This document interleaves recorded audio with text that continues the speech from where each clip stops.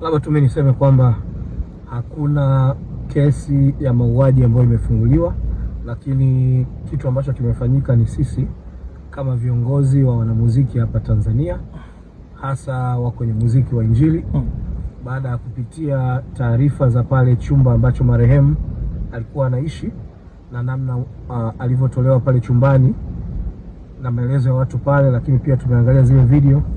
Marehemu alikuwa amelala chini, hana nguo, na baadhi ya vitu vingine ambavyo siwezi kuvisema sana hapa sasa hivi. Kiukweli tumeomba vyombo vya uchunguzi viweze kupitia kila kitu na kuhakikisha kwamba sababu ya kifo cha marehemu ionekane kwamba kilikuwa ni kifo cha asili. Hapo ndipo tutaweza kuendelea na kwenye kupumzisha marehemu.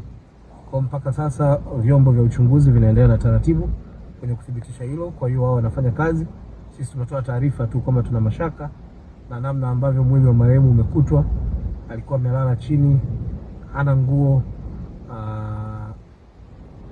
Kwa hiyo ni kitu ambacho kiukweli kabisa tumesema ni Mtanzania mwenzetu huyu, hatuwezi kuacha akaondoka tu hivi bila kujiridhisha. Kwa hiyo tumeomba vyombo viweze kufanya kazi. Kwa hiyo tuseme tu Watanzania waendelee kuwa vumilivu kwenye hiki kipindi ambacho tupo, ili tuweze kujua chanzo ni nini na alikuwa na nani, wanafanya nini.